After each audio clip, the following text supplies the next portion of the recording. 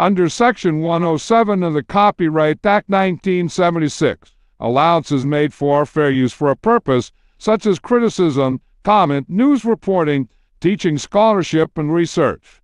For uses of use permitted by copyright statute that might otherwise be infringing. Nonprofit, education, or personal use tips the balance in favor of fair use. Now let's start this dang show. You gonna have any fights this week? Oh man, we gotta have some fights.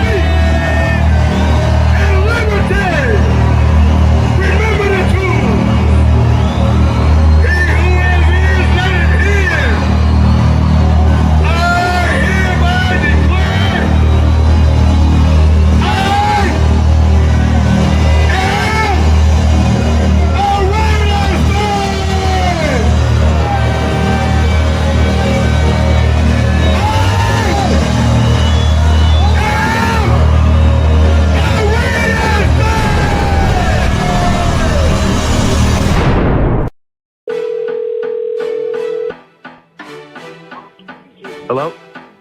Fernando. How you doing? John Spitek, how you doing? I appreciate you calling.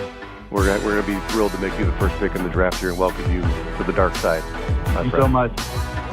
Hey, Traden, John Spitek with the Raiders. How you doing, man? I'm doing great, man. How are you? I'm doing awesome. You're about to be a Las Vegas Raider. Thank you. We are thrilled to get you, man. We've been a big fan of yours for a long time. This is John Spitek in Las Vegas. How you doing? I'm doing good. You still got that silver and black outfit? Hell yeah. Hell yeah, you spoke it into existence, man. You're Yes, gonna be a Las sir. Vegas Raider. So Thank you so much. Can't wait to prove it, you know. yeah, I know you'll do it. And, you know, this is an acknowledgement of what a great college player you've been, but a bigger statement on the belief that we have in you that you're the right guy to lead this franchise going forward. And you're the exact kind of guy we need right now. So I don't have to tell you that you got to bring your best because I know you're going to get it. So just come up here. Just come up here and be you and be a great teammate. We're looking for great teammates, okay? Yes, sir.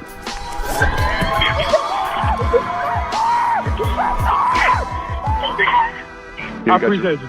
Yeah, I appreciate you, man. You need to bring that energy and that growth mindset that you got, right? Always getting better. You're still ascending. Enjoy the time with your family and welcome to the dark side. We'll see you real soon, but there's a lot of hard work. There's going to be tough times and challenging times ahead, but we know you're up for it. And you're going to be awesome here. Thank you. Can't wait to this reward. Clint Kubiak, congratulations. Thanks, Coach. How you doing? I'm great, man. Welcome, man.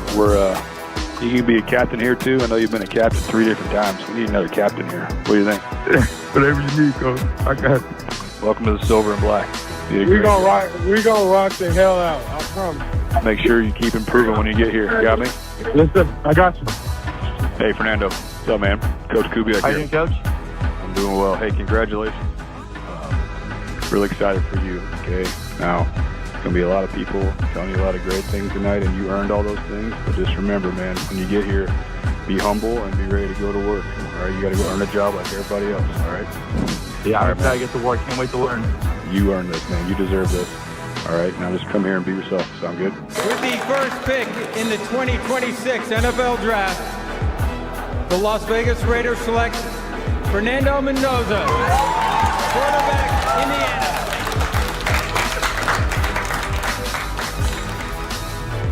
on becoming a Las Vegas Raider. And Mr. Davis would like me always to say, welcome to the dark side.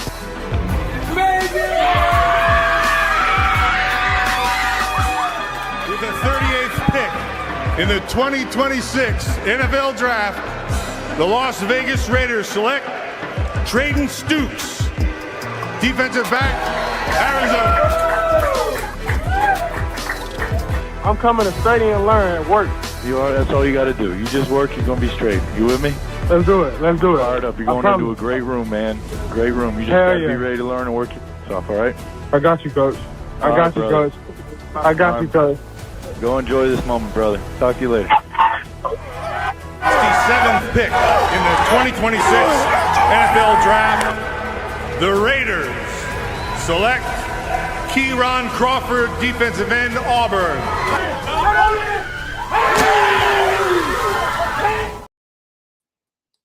All righty. That is the first 3 calls right there of the draft. We got our new... I got a question. Didn't Fernando's kind of feel fake, though? Like, everybody, even there, knew what the fuck was going on? They just did all that for the camera?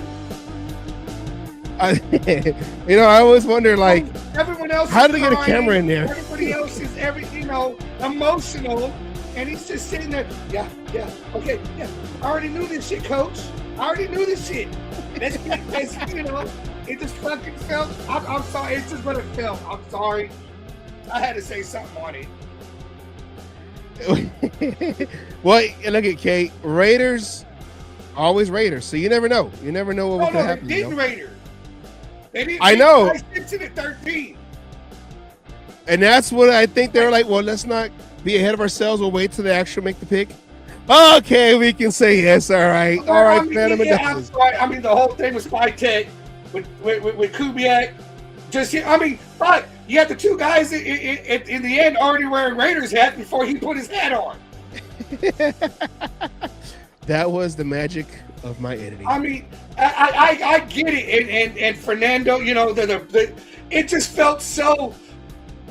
I mean, there's people out there who say the landing on the moon was faked. That was done better than the whole Mendoza situation. I'm just saying. I mean, the kid needs some acting classes. Is all I'm trying to say. Well, he'll be paired up with Kirk Cousins, so I don't know. Hey, that might not even be any better. Well, welcome to the show. Yes, the last time our channel was active, I was live, and I did get the show off the ground. So this actually happened. The show actually happened, and we're going to play some highlights later on in the show. But we do want to talk about what actually happened over the weekend, and that was the draft. And Raider. The Raider did not Raider. Is that like big news, or is that it's I don't know how to feel about that. I mean, are we finally doing things the right way? I mean, the Raiders didn't Raider. I mean, that's like, I mean, you got a bunch of people saying they won the draft. There's, you got some saying that the second, whatever, but the Raiders didn't Raider. I mean, to me, that's like the biggest news. That's the best news we've heard in 20 some odd years. Well, 20 some odd years was the last time he picked a quarterback 1 overall. But in order for us to figure out, you insist on putting that fucking juju out there, because we have to eradicate it by mentioning it over and over again. Too early. Hey, look, this is what you're doing. This is what we need you to do. Okay, fine. You know what? How about I stop talking and we bring in the expert to fill in the gaps of what happened, and let's bring it on down with our own expert, our own resident. If we want to find out how well we did in the draft, yes, we need to bring in this expert, because I guarantee you, if you don't know, this man will know and will tell you how good, how bad, and if we even reached a little bit on any of these players.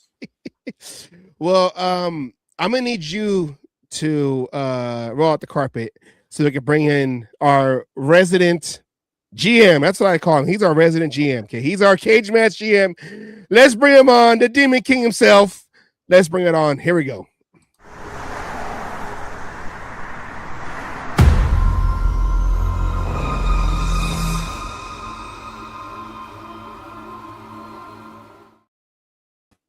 The Draft King. Here we go. It's Demon King. What is up, Demon King? I have my sunglasses on because the sun is shining bright over the Raiders. Let me tell you something.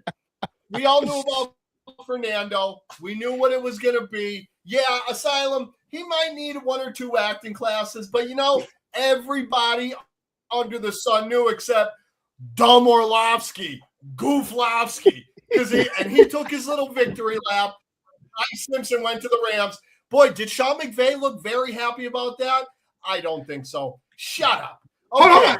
How many stories did they have to come out with saying that was their original strategy, all this other shit?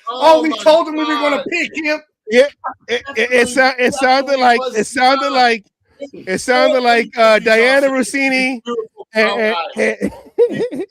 It sounded like the Diana Rossini story. No, there were 6 people there, and we had the girls and then the guys, and we just ran into. That's what it sounded like. They played Red Rover. Let Diane come over to Vrabel's room. Oh, boom!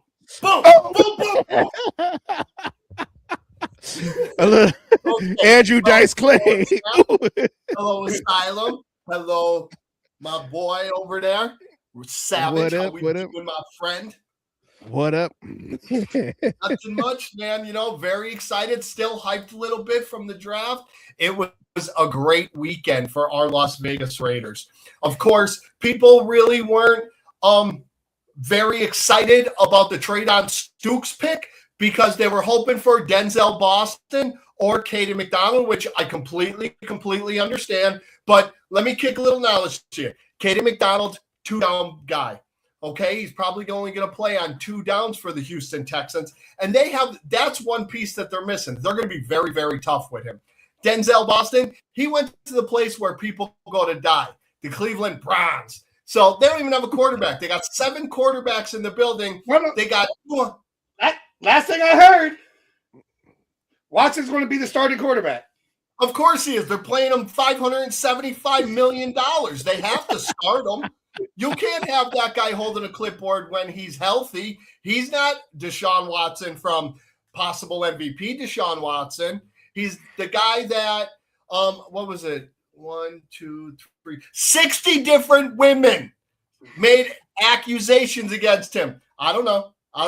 Oh, the pick for my boy Frost.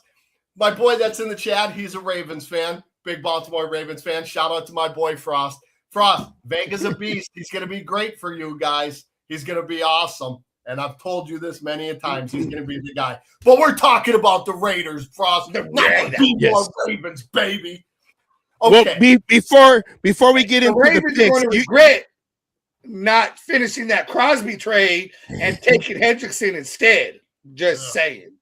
Before we get into the actual picks, you brought up the trades that we did. I have the list of what we did. I want to ask you guys, did you like the moves? Now, this is Spytek's first draft without Pete Carroll looking over his shoulder. So this is full-on Spytek right here.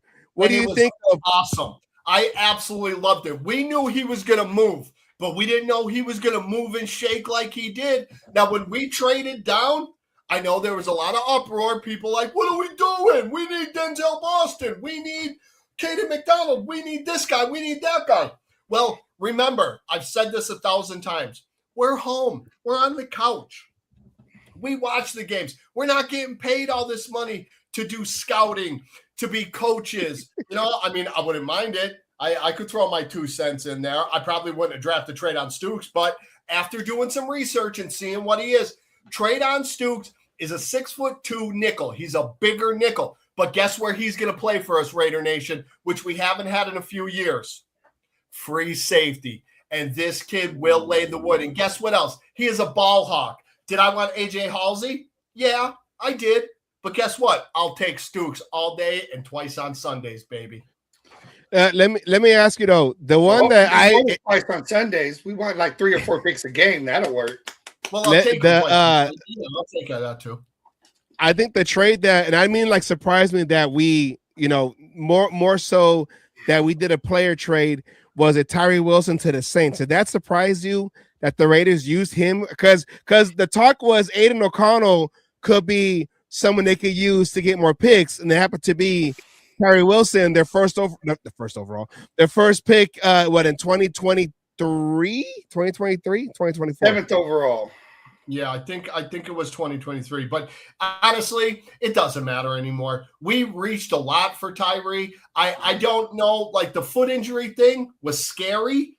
We thought that he'd be able to come around. He just never came around for us. Once a Raider, always a Raider. I can't knock him. I don't like what he said that I wanted to leave.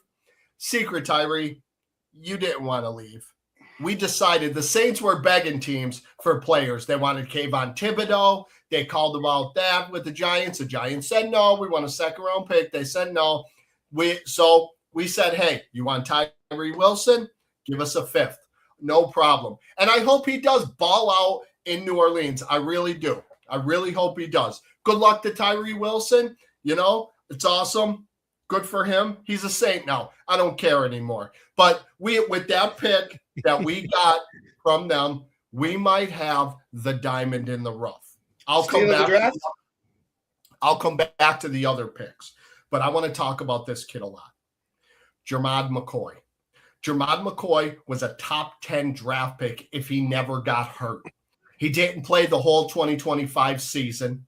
Okay. And look at second team All-American in 2024, second team All-SEC, 44 tackles, 26 solo, 4 picks. 4 picks. We don't have anybody that have picks. Yeah, it's cool, Devon. You can be skeptical. It's fine. No big deal. It's all good. Hey, everybody is every year. And I say a lot. I do have a question here. I do have a question on this one because the things I've been hearing. Is it only the one injury or is he injury prone like I keep hearing? I think it's just the one injury. Listen, he ran a 4.3, 5 or 6 at his pro day. So it doesn't seem like the knee is too bad. Now, it could be a degenerative knee because it's a plug, and that plug eventually is going to go. But I think we'll get him for about a good 4 or 5 years before he's going to need another surgery, I think. That's my opinion. But he's a 4th round pick. It's not we didn't jump to get him. Well, no, and I do like that because if it is, we'll say a bust, it's not as bad as if you chose him in the 1st or 2nd round. Exactly. In everything. It's one of those, we took a chance. We in the 4th round. His knee didn't hold up. Also, we did cover that pick with the corner out of Cal, Hezekiah Masses. Oh, what a beautiful name he's got. It is biblical, everybody. Look at this kid. He played at FIU for a few years. Then he went out to Cal at Berkeley. He had 47 tackles, 31 solo. Oh, look at where that INT. 5 picks. Another guy that's got picks. And he's versatile. We can move him around. He runs a 4.46. He's under a 4.5, everybody. Under a 4.5. 6'1", 179. I would say I like to see the fact that he's actually over 6 foot. Yes. Not 5'10", not anything like that. Put on a couple pounds. He's going to put on a couple pounds once he gets into the building. They get him on that meal plan, get him lifted a little bit, get him a little bit stronger. But I think this was a great pick for us at 175. We got Hezekiah Masses, baby. I'm excited about him. I'm really pumped up. I had him in a couple of my mock drafts. I'm very, very excited. Are you happy when we picked him, though, too? I mean, was it a good spot? Well, yeah. Look at where I picked him at. 175. Where did he go? 175. He's a genius. He's a genius. Just sign him up, Raiders. Send me the contract. I'll sit for the film. Right there. We'll be high-fiving all day. Oh, you should have put money on that one right there.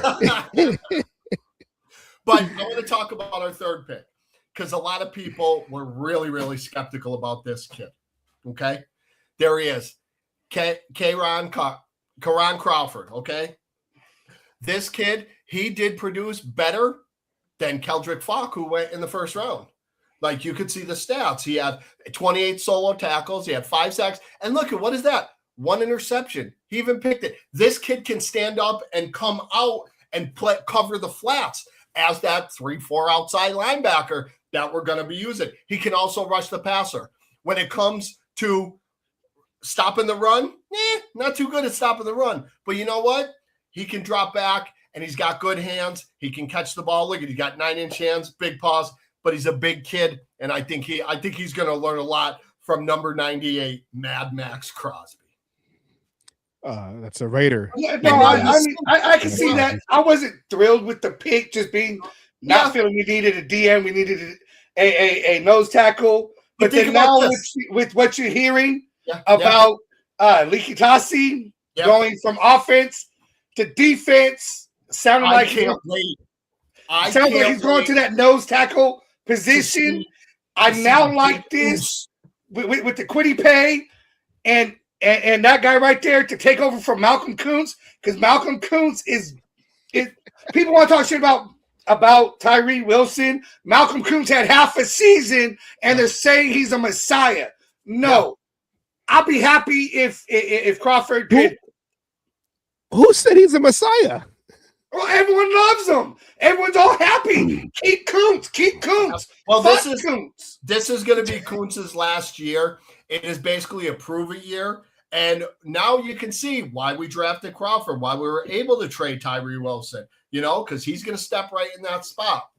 And Raiders are never going to go up. They'll always be up and down. Well, that's your opinion too, Doug. It's all good. No big deal. Everybody's entitled to an opinion. It's all right. But let's get back to the draft. He's a Niner fan. We but hey, he's one of our best viewers, so we don't hate on him. We just like, oh, okay, here he comes.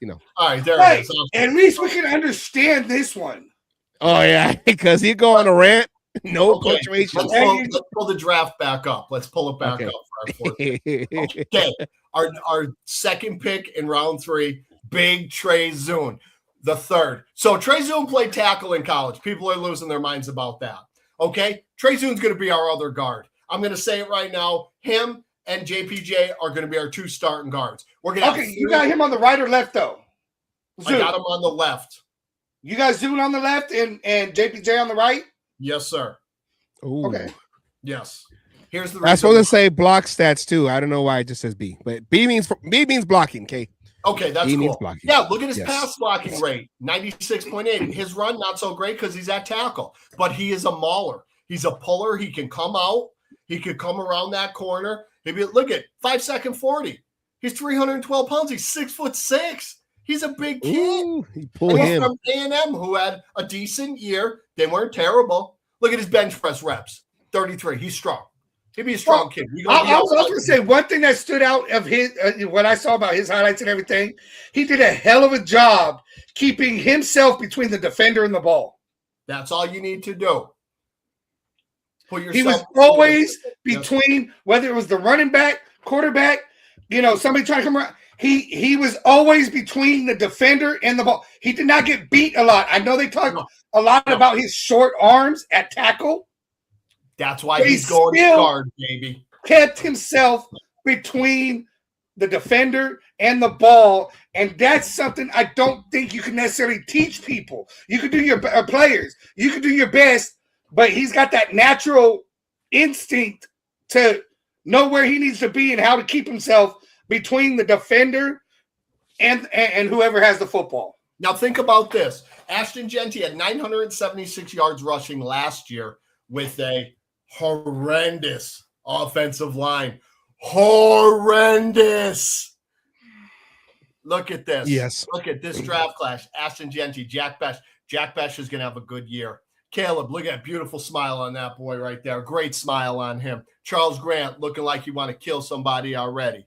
Dante Thornton Jr., good dude. He's going to be a really good receiver in this offense. I still have hope for Dante. They are going to utilize him. He has a chance of being a JSN in this offense. Me personally, I think the JSN might be Besh because of his route running ability. Dante still got to get a little bit better with the route running because, at Tennessee, like we've talked about before, they don't really run routes. It's like, oh, you go down the field, you do this, that's it. They don't really run around. It's either run straight down or run a deep post. but he's getting there. Dante is learning every day. He's got receivers that he's learning with. We got a receiver coach from the Steelers, Armarazi, I think. He's a Paisan. It don't matter what his name is. He's a Paisan. We got another Paisan in the building. Hey, where's the lasagna? Where's my cannoli? You know what? Take the gun, leave the cannoli. Anyways, but our receiving class, that's why we didn't go nuts and draft a receiver high, because they have faith in this class that we have. Trey Tucker is going to have a year. Guess what? Trey Tucker finally got a quarterback. We can actually see what he can do. He was a 3rd-round pick. Well, and we'll go this far. A quarterback that can take advantage of his speed. Oh, yeah. That's the other part. With an offensive line that hopefully could give the quarterback the time to allow that speed to be useful. Once the Carrolls were out of the building and we got the offensive line coach we got, I have no doubt that they're going to be 10 times better than they were last year. And the centerpiece of that line is big Trey Linderbaum. Oh yeah. Okay, no, I agree that was a huge signing. That is your quarterback of the offensive line. That's the guy who calls out all the everything that's going on, and to get somebody of Linderbaum's caliber is definitely. I mean, he's that guy that could help make other people on the offensive line better, and that's what you're looking for in a player. No offense to JPJ, he was a decent center. But when you got the quarterback making all the calls, that's something. You want your center making the calls. He is going to help JPJ tremendously. He's going to help Trey Zahn tremendously. Colton's going to. Well, I was just going to say the other point about Zahn that I think is getting overlooked. If you notice, when he was drafted, it keeps saying center. The kid could play all 3 positions. So he's a great rotational piece. He could play everywhere on the line. He's versatile. He's a great rotational piece. If you have to move people around because of injury or something, he's not a player who's stuck in one position and one position only. And I think we have a couple guys like that. Also, DJ Glaze can move into guard. He's the right tackle. I think Charles Grant is going to be our right tackle this year. I think him and Glaze are going to have a good battle out there. We also got Caleb Rogers, who's going to battle for that guard spot. It's going to be a lot of fun to watch them battle because we're going to have competition. I know it sucks to say compete, all that, but we have real competition. Now we heard it a lot last year with Pete Carroll, but we're going to have it throughout the team instead of just 1 or 2 players. We're not bringing in Stone Forsythe, who Pete Carroll was so senile, said that's the best he's ever seen him play. This dude was like, out of 150 guys, he was 154. Okay? He was not good. I don't care what anyone says. He might have had 4 good plays, but that's because the starter took the break and they had their practice squad guys going at him. So, of course. I like Forsythe. So I am so glad. I know where he's going with this. I like Forsythe early, but towards the end of the season, Forsythe was, no, hold on. Stop and listen before you start judging and rolling your eyes. I can hear you roll your fucking eyes, goddammit. Just listen, guys. Listen. I liked him early, but there towards the end, you started to see the Forsythe in Seattle. The Forsythe that everybody was, didn't like. He was not as consistent as he needed to be in the position. Early in his career? Is that what even early with the Raiders? The first, going like you said. And then the first couple games. First, like 2 or 3 games. But he just has no consistency. And once he's figured out, he cannot change. He is so one-dimensional. He's easy to plan around, to be able to beat and go. Like and coaching staff last year, huh? Interesting. One-dimensional. Can't change. Yeah. I'm just saying, hey, I know you're not a fan. I'm just saying, I liked him early. That's okay. But by the end of the season, I wasn't sad to see him go. Can we get a Stone Forsythe jersey sent to Asylum's house? Thank you. Hey, once a Raider, always a Raider. Wait, Can I have mine? Can I have mine signed? Category as Moss. I want mine signed, Kay. Please. I will sign it. I will sign it with a stone. Draw a picture of a rock. Okay, let's get back to our draft, ladies and gentlemen. Okay, and there he is. Round 4, 101. We stopped the fall of Jermod McCoy. Now, like I said, he was injured all of last year. Okay. If he's healthy, he's a top 10 pick. Okay, and I heard that top 10. Now, is this a 50-50 pick, or are you leaning more towards, the steal of the draft kind of a pick? I think it's the steal of the draft because I think we got the kid. Kid's going to be good for the next couple of years. Now, this is not like a DJ. Rest in peace, but it's not like a DJ Hayden where it's like, no. Well, he was good, but has this issue. Hopefully he's healed, and then we're gonna. No, DJ Hayden had almost died with a heart condition. This is a little different. But you guys all saw his pro day. He ran a 4.4. I think the knee will be a problem down the line. If he's healthy coming into camp, if he's good to go, he'll be cornerback number 1. Yes. Him and Eric Stokes, and then you put Big Stooksy back there at free safety. Stokes and Stooks? Stokes and Stooks. That's a law firm, baby. I was about to say, do we have another law firm in the back in the DB room? Shit.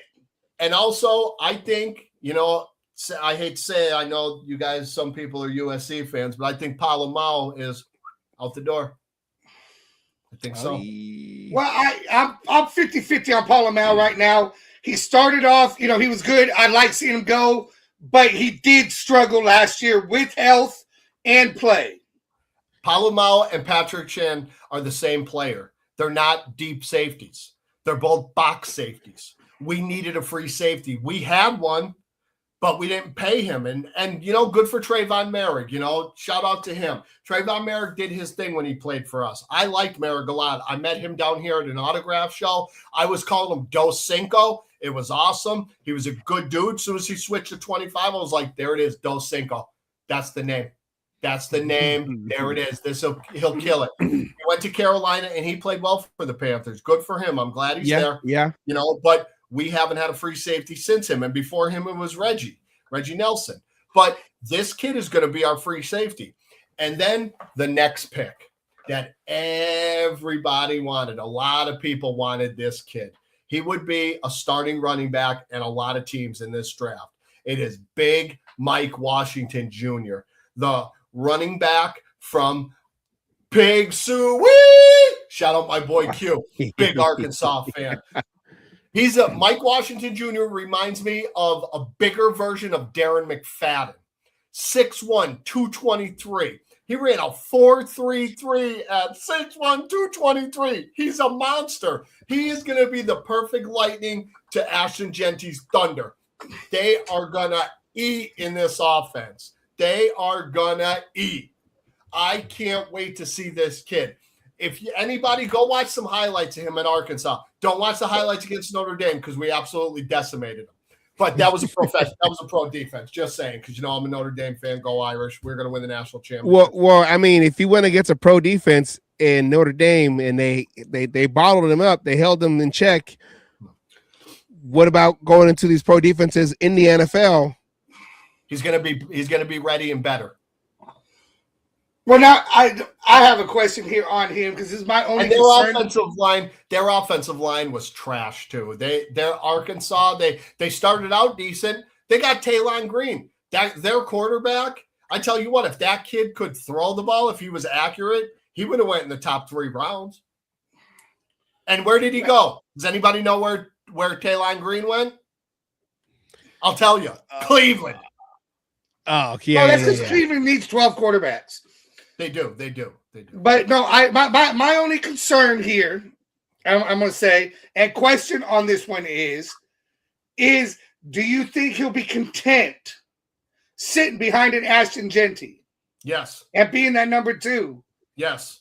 Instead of, he's an Alabama running back, right? Yeah. No, he's an Arkansas running back. Sorry. Get that messed up, Asylum. Hey, hold on.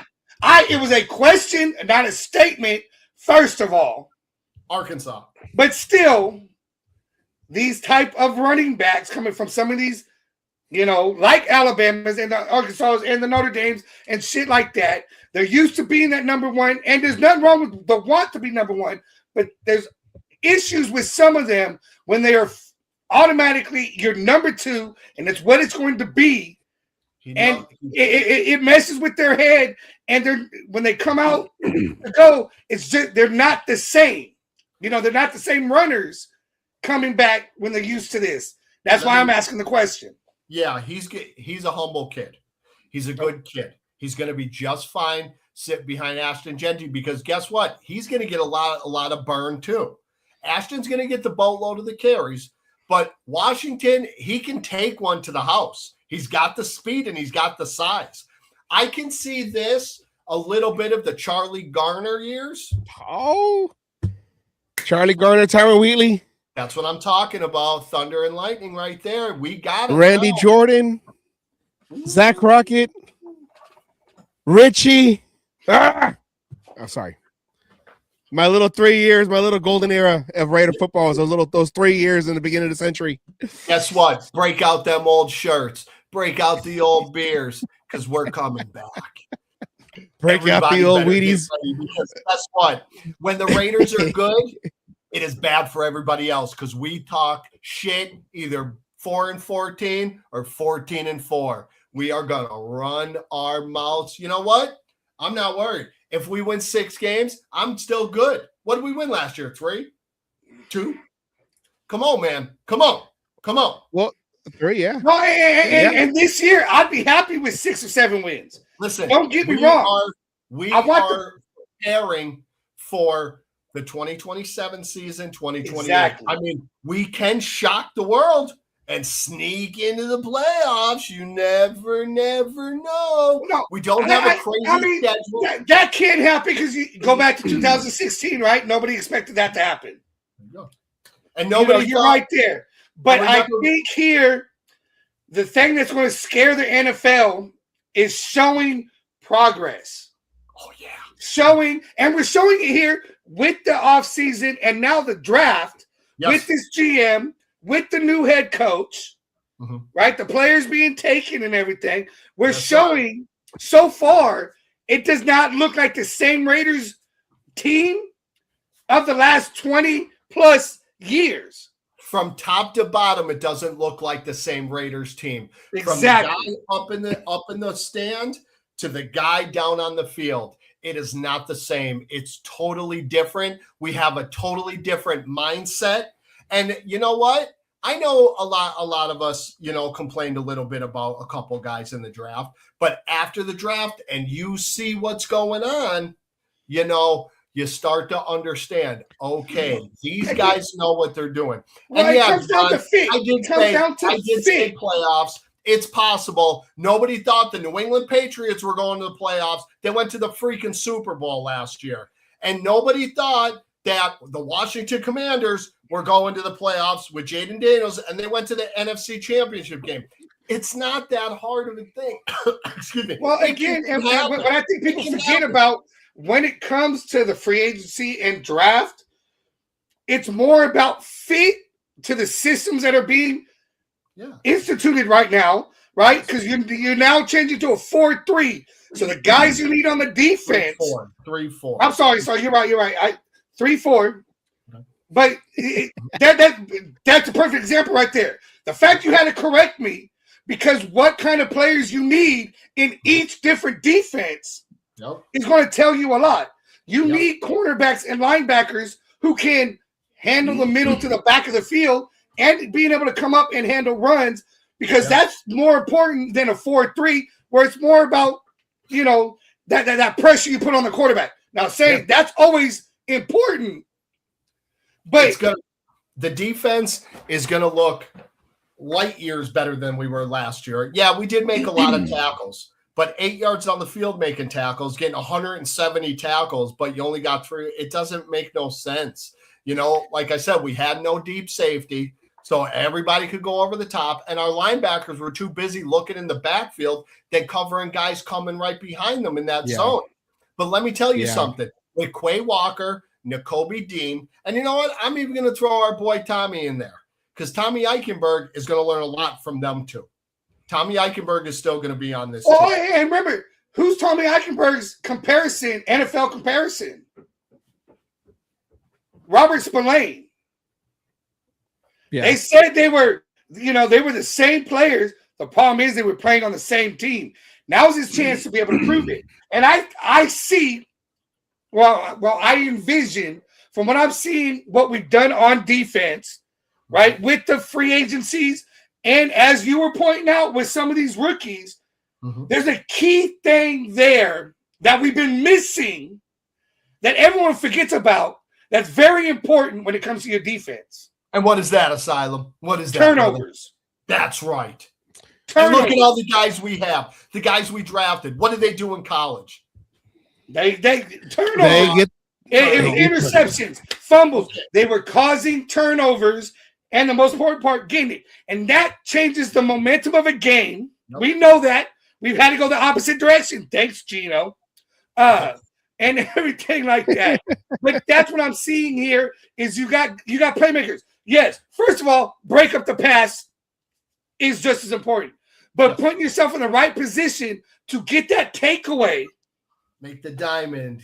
Get that takeaway. That's right. And give your defense more time to breathe. Put your offense back on the field. And when it comes to teams and players like Patrick Mahomes and the Chiefs, right? I know you're not going to like this one, but Herbert and the Chargers and shit. Keep the offense. Hold on. But keep the offense off the field, because if the offense ain't on the field, they ain't scoring fucking points. It's okay. Best defense, yeah. You know what? Everybody's going to believe what they want. Every year, I think the Raiders are going to the playoffs. That's just how I feel. I know you love your team too. We're going 17-0, baby. Anything can happen. It's the NFL. Anything can happen. You know what? That's cool because you don't have to fall for it. I'm gonna make you a banana split, brother, and we're gonna enjoy that together. We good. My Kool-Aid has tequila in it, so I'm drinking the Kool-Aid. I'm ready. That doesn't shock me whatsoever. You need. Let's go. Well, I want to ask you, the players we got. We already knew Mendoza was going to be overall, so we're going to take him out this equation right now, okay? I don't need to talk about Fernando. What else is there to say about him? He's the kid that we've been waiting for. He needs acting classes. That's what I want to say. You know what? Well, he needs to act when he holds up that Lombardi in 3 years. That's it. Well, so this draft, we went heavy on defense. Did that surprise you or not? Or not at all, because what was the worst part of our team other than everything else? Everything else? Yeah, there you go. Okay, our fifth round pick at 150 is Traydon Stukes' partner at Arizona, Dalton Johnson, who is also another safety. Look at how much. Let's see that. 97 total tackles, 48 solo, 1 forced fumble, a sack. What is underneath that INT? 4 picks he had. 4 picks. And what were we just saying, Asylum? Turnovers, brother. Turnover. You win. It comes to turnover battle. You want more. You want to get more turnovers than what you give. And teams that are making playoffs and being good are generally in the plus side of the turnover game, not the negative side. I think this kid is going to be the one that's going to take over for Patrick Chin. He's going to be our strong safety. He runs a 4.4, and he will come downhill. Like I've said this before, a truck with no brakes. He will light up somebody like it's Christmas morning. Boom. Well, and you know what happens? 5'11", though. Well, he's time out. No, he's got the right number. 5'11". You know who was short and wore 43? I don't know. Tell me, Savage. The Hitman. That's right. Joe Jackinson. Oh, we're going to bring the Soul Patrol back, huh? You know who else was a good safety at 5'11"? I'm going to say this. The kid that played for the Chargers. Cromartie. Oh, yeah. Good. The safety, yeah. 5'11". He's 5'11", 192, so he's good size. Yeah, you don't want your strong safety. You don't want everybody to be 6'3", 6'4", because it takes away from certain things. You're not as fluid in the hips. Your stop and start is a little bit off, but He's a good size, and he's Traydon Stukes' running mate. They are going to be able to communicate without even saying a word, just by looking at each other. Devon, that's a personal problem, but okay, man, whatever you got to do, whatever you got to do. But okay, man, they have Rugiet. You can try Rugiet. That's good. But yeah, man, it's cool. It's cool. But yeah, we got and look at how we signed our free agents. 3 years, 3 years, 3 years, 3 years, 3 years. Why is that? Because there's our 3-year window. Because within the second or third year, we want to be competing. We don't want to just be competing for the playoffs or the division. We want to be talking Super Bowl competition. Yes.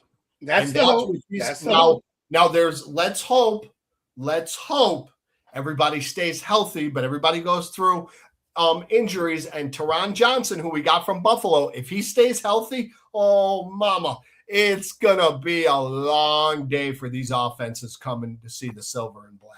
I guarantee you that. Now it's too early to get too hyped right now, man. It's too early to get too hyped.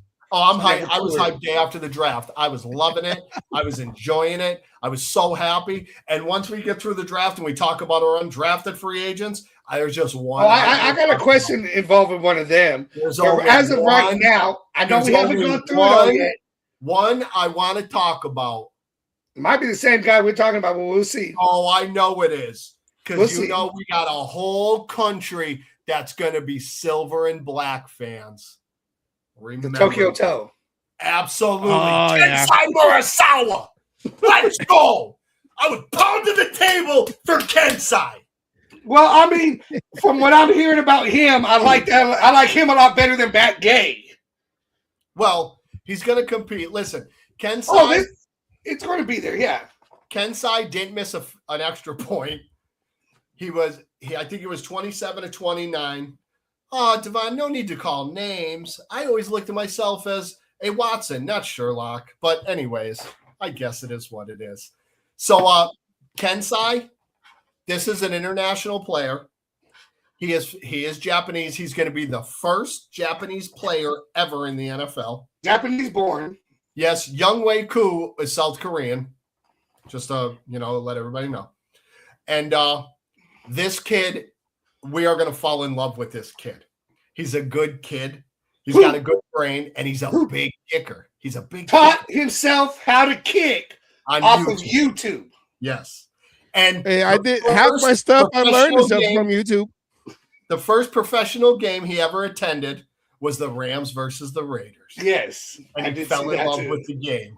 And it's a one giant circle, come right back around. Now he's a Raider. And it's awesome. But now the question I did have, I know we haven't finished talking about our draft, but do you feel like we've reached, I'm talking about even if it's a minute, any of our picks from 1 to 227, do you feel there's been a reach on any of them? Now I don't think so, because I thought it was with the Crawford pick, but now I see why they did what they did, and no, I don't think it is, because he had better production than Falk, and like I said, he's not good at stopping the run, but he can stop the pass and he can cover. And we already talked about Hezekiah Massis, who I love that kid. I think he might end up being a starter next year. There's a lot of people high on that Hezekiah Massis. There's a lot of people, and drafting him is just our cover, our blanket, in case the McCoy thing doesn't go through. We got him in the 4th round at 101. It's not a big deal if he doesn't pan out. But if he does pan out, which I think he's gonna, we got the steal of the draft. So these are like, these are not like guys to jump in and try to save the franchise. These are just guys like, okay, we know what you can do. We're going to groom you for when we get serious. Maybe after this season, we're going to get serious. So we're going to groom you for this young, talented, how Asanam's all like, I don't want a team to just go into the playoffs for 1 year, one and done. I want sustainability, big words, sustainability, where we're constantly in the playoffs, constantly. And these are going to be the core group guys that we're not going to try to throw in there right away. You know, like as the saviors, you're going to be starting. This is going to be like, okay, we're going to develop you. We'll throw you in there here and there, but you ain't going to be the guys yet. Now, out of that group right there, I think possibly we'll have 3 starters coming next year. That the one starter is Traydon Stukes. I think he will be our starting free safety. Trey Zoom will be our starting left guard, I think. Okay. Yeah, Devon, that's what we're trying to do, brother. We're giving it a shot. We got Mendoza. I don't think Mendoza is going to start, but some people I hope do. he don't. He needs to sit this season. I would rather let him learn than throw him to the wolves. I mean, I don't think he's going to have a problem. He will a little bit, but here's the problem I'm going to have with because we're all the same. He throws one pick, people are going to lose their mind. We got another bust. It's another Jamarcus Russell. Well, here, let me tell you something about Fernando Mendoza. The kid played at Cal. The kid is so smart. He was going to, I think it was Yale. Yale, I think it was. And he decided to go. No, he wanted to go to Yale, but he never got a chance to go to Yale. Yeah, Yale. How many? I couldn't even drive through Yale's campus. All right. I did party at Harvard, though. I got a shout out to the people my buddy that went to Harvard. Shout out to him. He's a boob doctor now, so good for him. Anyways, but look at his stats: 273 or 379 for 273. He had 72% completion. I'd say that's pretty good. 35 yards passing. Okay, average 9 yards a clip, 41 touchdowns, 6 interceptions. Look at his passer rating. Okay? Well, I want to go to that there. Compared to a lot of the quarterbacks we've had, a 41-6, I'll take any day and, like you said, every day and twice on Sunday. And here's the thing about him, too. He's not a runner, but he's a scrambler. He will take off if he has to. Now, what I hope he doesn't do is we've seen in the games that he played, he lets the pressure come to him, and he'll take a shot and let that ball loose. This is a little bit different up here in the big boy league. You're not playing these kids from the Big Ten or the SEC or whatever other conferences out there. You're not playing Notre Dame. This is different. These are the biggie boys. So you get that ball out quick, which he has a quick release. The only thing he's got to learn better is under center. And he is getting he's learning how to be under center already. But I was going to say his work with Greasy, that was one of the key things they've been working on is his footwork coming out from under center. Yes. And here's the thing about him too. He's so smart. Now, I know everybody thinks he's a weirdo, and you know what? Maybe we need a little weirdo at quarterback. Okay? Maybe we need a guy that we don't have to worry. We don't need a guy that's going out partying or smoking Marlboros or pounding booze. Shout out Kenny Stabler, Raider. I was going to say, hey, sounds like you're calling out Kenny Stabler to me. Well, I'm calling this out. That's the 70s and 80s. That's over. That shit don't fly no more. This kid. They didn't have cameras back then. Everything is all digital, you know, with the Vegas. They got cameras everywhere. We don't want to see This kid never had social media. He did YouTube. Now he's got an Instagram, but and a LinkedIn. A LinkedIn. I'm sorry, LinkedIn too. And he was getting prepared. If football didn't work out, this kid was going to be in a big company running their company. I am very grateful we got him. I'm okay with weird. I'm okay. What I want to see, and I think Mendoza can show this, is somebody who, one, can learn. That's the important part. And two, just play the game. Devon, you are negative, Nancy. That's okay, though. I'm not. What the hell did I do? What the? No. You know, I get the negativity. It's cool. And don't compare Fernando Mendoza to Pastorini. Stop. That's ridiculous. Anyway, because I'm not young. I'm 48. I know football, too. That's ridiculous. Okay? Mendoza is the guy. And he definitely got one hell of a what's the word I'm looking for? Head start that you have not seen out of quarterbacks before, and that was working with Greasy and learning what he turned around and said, you know what? Even if I don't go to the Raiders and follow this guideline, I am working on my craft, And that's what you can say Tom Brady did, right? I can't stand the man, but he worked on his craft and is now by a lot of people. I'm sorry, Devon. I'm sorry about that. I'm like, yeah. Well, you know what? I'm glad that we got Kirk Cousins because honestly, if we didn't, we were going to end up with number 8. And it's not number 8 who you think. It's number 8 who played for the Pittsburgh Squealers. That's who we would have ended up with. I mean, I am an Aaron Rodgers fan, but I'm not a 43-year-old Aaron Rodgers fan. Not Aaron Rodgers the last 3 years is not Aaron Rodgers. Yeah, see, and there you go, man. He has to earn his stripes. He knows that. The kid's coming to work, and he knows, and Kirk Cousins knows the deal too. He knows he's just holding place, and he's okay with that because he's getting another shot. Well, he's getting a chance to prove himself. This is a 1-year prove-it deal for Kirk Cousins to be able to go for a trade or a contract somewhere else. We know that.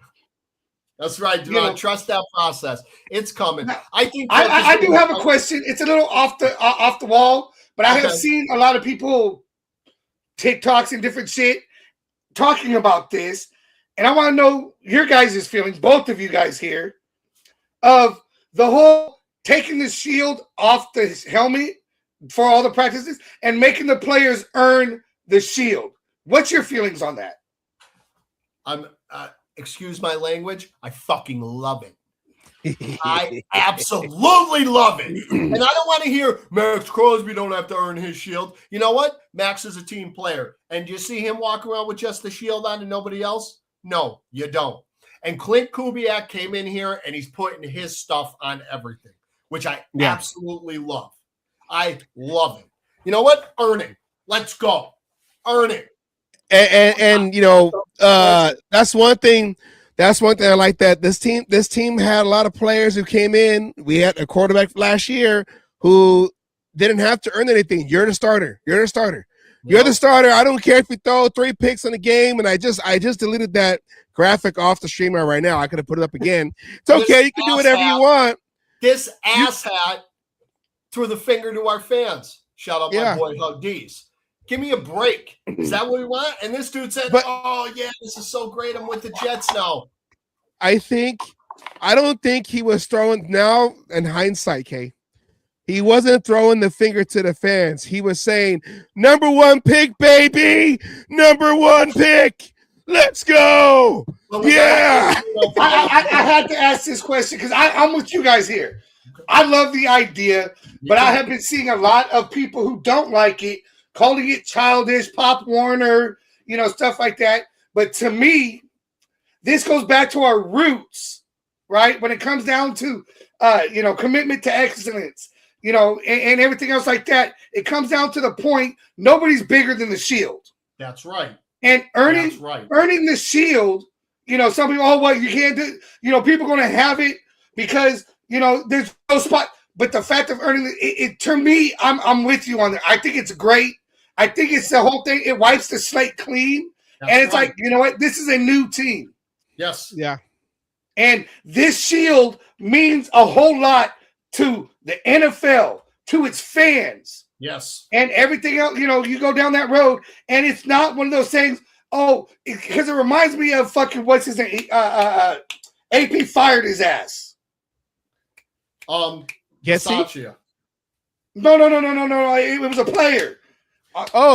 Peters. Peters, thank you. It reminds me of Peters, who just wanted the shield because of his dad. I just want the jersey so my dad can wear my jersey. And this kind of goes to the point of, no, you've got to earn everything in order to play in the NFL. And it starts with being able to put this patch on the side of your helmet. Understand what this means. Understand what this means. The ghosts of Raider past, all those great teams, those great players that earned that shield, the Art Shells, the Gene Upshaws, the Dave Dalbys, the guys that nobody barely talks about. Those Raiders, the Van McElroys, the Nnamdi Asomugha, the Soul Patrol, all of them. Kenny King. That all them guys that wore this and have pride in this. Yes. That's The ones who bled and sweated silver and black. I'm tired of these fans just want to wear it because it's cool. We are Raider fans, 1-15, 15-1. We're screaming all day, every day, twice on Sunday. Bring this back to prominence. I'm tired of seeing this, doing this, hanging. Nothing. Tired of seeing it at the top of the draft every friggin' year. I want to be relevant in the NFL again. I want to watch my team play in January. I want to see my team advance again. I do. Just And like I want all it you out there. And I want it more than 1 year. I want it year after year. I want to be that known as a contender year after year after year after year. Not just a fucking fluke in the NFL. Yes, I have to bring this comment back. Wonder. We ain't the Wonders. This ain't that thing you do. We are the Las Vegas Raiders. We were the Oakland I have to bring this back. Los Angeles Raiders, the Las Vegas Raiders. Just because we moved to another town does not change who we are and what we are. We are silver and black. Just win, baby. Commitment to excellence. We are the only nation. One nation. Raider Nation. Let's go. This is the start of everything all over again. Slate clean. New coach. GM in there. Now it's his turn. He doesn't have an old decrepit man say, well, I'm going to the Hall of Fame. Shut up. That's a long time ago. Shut up. You're a bum. You brought a bum quarterback in and killed us. But thank you for the first pick. Appreciate that, though. Thank you very much. Take your bum kids and go to the rest home. It's over. What if that was, we needed a Pete Carroll to come in to start the cleanse? You know, we wiped. This is the start of wiping the slate clean because all those guys they have played are not on this team no more because they're all 1 year deals. That's what I kept saying. We skipped the first year of rebuilding because we were down to the core, we were down to the frame, and now with the guys that we brought in on free agency, and Asylum says when you draft people, they shouldn't be guys to be starting right away. There should be guys that we're prepping for the future, and they take over when the current guys. Yeah, yes. Long-term players, not a savior in round 6. Okay, so this looks very, very. My Kool-Aid is tasting a little stronger right now. I'm getting dizzy. Should I just let it take over, or should I be concerned? What are you concerned about, little buddy? We're ready to go. We got the guy in place. We got the quarterback of the future that we wanted. As long as he's safe. I mean, other than a couple people wanting to trade down, which I never thought that was in play. But I didn't think it was in play. I would have liked it personally, but I never thought it was in play. Of course I did. You would have. Of course I would have. You damn straight. Always got to be different. Wow. See, because last year I thought we were drinking like rum chata and everything. Didn't realize it was spiked. It was spiked inshore, you know? And I was like, wait a minute. Spiked inshore. And that's why I'm all like, okay, wait, because I felt like this. Wait, we got a good class coming in, and then we got adults in the room now. Chip Kelly, Pete Carroll. Hey, Geno Smith, and I was the guy. I'm not gonna. Hold on. We had adults until you said Pete Carroll. I'm not gonna lie. I was one of those because I was drinking the spiked insure. Okay, I was like, Geno Smith's coming in. You know, he's a veteran coming in. He can turn this thing around. I mean, he did turn it around. We got the first overall pick and absolutely turned it around, right? He turned it around. And we cook it. Boom. And he thinks where he went is better. He talking all that noise that it's better. The only thing better than Vegas in New York is you get to be written on in that paper, and they are going to crucify you. Guess what, Gino? Remember your first go around? It's coming back. Well, he came in through the Jets. He's going to come out to the Jets. See, I think the Jets took him, so they have a possibility of getting Arch Manning next year. They won't let Arch Manning go to the Jets. If a Manning knows, you're talking. His family won't allow that. If they said no, this is where I think Arch Manning's going next year. The Arizona Cardinals, and this is why. They got a competent coach in the building. You got a dominant tight end. You got a good young wide receiver and another good wide receiver, and you have that running back that they drafted with the number 3 pick in Jeremiah Love. Okay. And you only like him because he's a damn Notre Dame. Yeah, and I also like the other one that went to Seattle. 2 Notre Dame running backs in the first round. Can you guys say that about your teams? No, you can't. Shut up. You don't even know who my teams are, so how the fuck do you know? Kansas? Only because my daughter is going there, but it's not my original team. No. Shout out Rock Chabot College, baby. 2 of them, and neither one was fucking Kansas by the fucking way. Is it USC? One of them was UNLV because of Vegas. Thank you. I'm from there. Okay, awesome. And the other one was Florida State. Florida State? Yeah, they have a real good running back. What's his name? I don't fucking know. I don't watch fucking college. That's why you're on this goddamn show. I haven't been able to keep up. God damn it. Call me out like that. And I've done some mock drafts already, of course. And some of them have us at 9, some of them have us at 6, and I get the same guy every time I draft. Jeremiah Smith, wide receiver, Ohio State. If he ends up falling to us in the draft, it's over. You're talking about next year's? Yes. Okay. Do you know who Jeremiah Smith is? Jeremiah Smith is probably the best college wide receiver from the past 25 years. And I will argue that. I'm waiting for the chat to speak up on that one. I will. I'm promising I'm watching more college football this year so I can sit here and fucking argue with you since you like to argue so fucking much. And somebody's got to give you a run for your damn money. You ain't going to win. Probably not. Probably okay, not. Speaking of wide receivers, yes, we did draft one. Let's talk about Malik Benson. Let's talk about Malik Benson, who started at Alabama in 2023. Then he went to Asylum's college team, Florida State. Said, I was a fan of this. I got to get the hell out of here. And then he went to Oregon, where Oregon doesn't produce the greatest wide receivers, but guess what? These kids can be gadget guys. And he's also a great returner. He's 6 foot, 189 pounds. Little small, but you know what? Little bit of weight. But he ran a 4.37.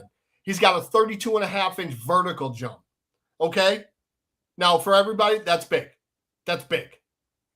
Do you think he was brought in to specifically start off as a returner, be a special teams guy? I think he's going to be a returner. Yeah, but we can also throw him and Dante and Trey Tucker. Who's going to catch them? Who's going to catch them? No one. You'd have to get in your car and chase them. You still might not catch them. But you might get who's the why am I forgetting his name? The guy we drafted, the running back we drafted a couple years ago to be the returner. Why am I forgetting his name? Oh, Dylan Laube, Juice Box. Yeah. One thing about Dylan, he might still be the other returner, but Dylan is a special teams demon, man. He runs like he's fast. Dylan can get down there and he breaks down and makes tackles. And this fan base hates him because he touched the ball and he fumbled. And then AP put him in the doghouse, which was completely and utterly wrong because the kid was a rookie. Give the kid a shot. And he's a good kid too. He was the Division II Heisman Trophy winner. I think it's called the Something Hill Award, but he was the equivalent of the Heisman in Division II. I like Dylan. I think Dylan has a spot on this team. I think he could be a really, really, really good special teams player for us. And he's not like what's the word I'm looking for? He's not selfish. Okay. Dylan doesn't mind. Team player? Yes. He will let the other guy catch the ball. And he's the first one down there to light somebody up. Dylan's a good ball player. And everybody that says this guy sucks, well, guess what, buddy? You ain't in the NFL. You never had a shot. You're on your couch playing Madden. You got your creative character, and you're making yourself hold up the Super Bowl trophy. No. I think Dylan has not gotten a fair shot. He had the fumble in preseason, which kind of, soured some people. And then the next time he touched the ball, he went up against a T.J. Watt. And that's what people are forgetting. It was T.J. Watt who caused that fumble. And he punched the ball out. T.J. Watt is a dominant peanut puncher of the ball. Exactly. And that year, against him because of who it was that caused the play. And that year, T.J. Watt forced a lot of fumbles that year. Yeah. He forced a lot of fumbles that year. Like, come on, like the kid is good, and he's also a good kid. I hate how, I've done it too. I'm guilty of it. I hate how we kill these players and we talk all this noise that they're terrible when they're out there trying every single week, other than the divas. Y'all know who I'm talking about. But these young guys that are trying every week, they're busting their ass. Their faces are in the playbook. You think it bothers them worse than it bothers us? It does. The kid fumbled, and then he went to the doghouse, and he's like, I don't know what to do to get out of this. Doing everything in practice he has to do, learning his playbook, learning what he has to do on punt return, on punt, even when he's blocking. The kid will get his shot in this offense. I think he's still going to be a part of the team. I really hope he does. I know we got Roman Hemby too on the undrafted free agent, but Dylan can make his bones as a special teams player, and there's nothing wrong with that. Matthew Slater is going to have a Hall of Fame career because he was a special teams player. Steve Tasker, great special teams player.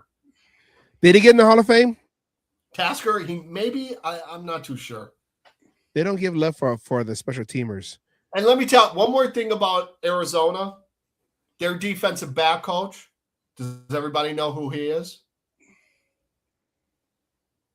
No. Chuck Cecil. Related to Fernando Mendoza's head coach, right? No, that's Signetti. Oh, Signetti. That's it. I'm going to keep you off the screen. You guys don't remember Chuck Cecil? Was on the cover of Sports Illustrated. Is Chuck Cecil too dangerous for the NFL?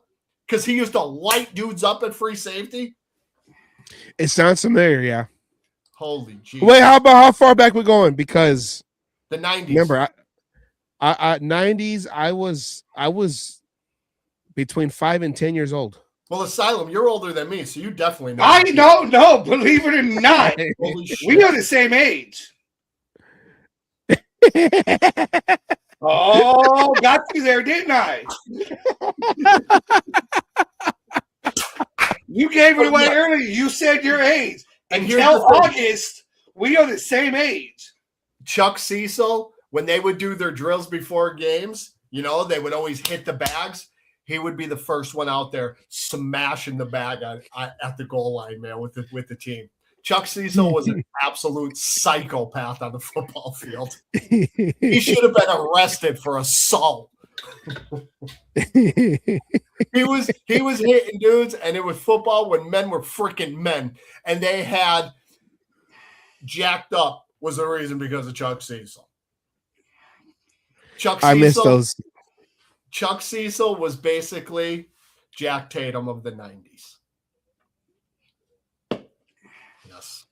Can't do none of that no more. No, you don't, because everybody's sissified, so it is what it is.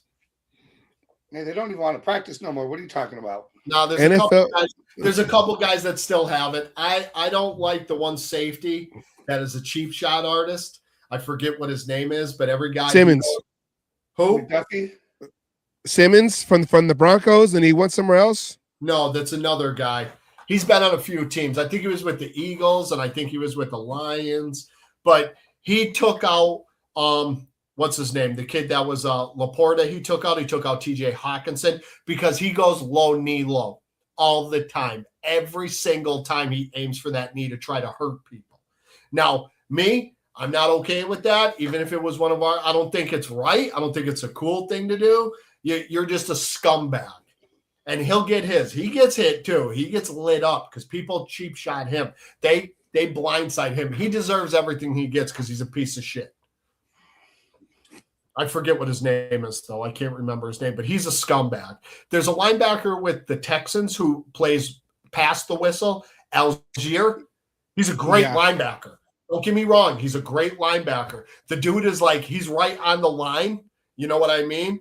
But he knows, like, he was up for the Walter Payton Man of the Year. You know what I mean? So, but this safety is an absolute scumbag.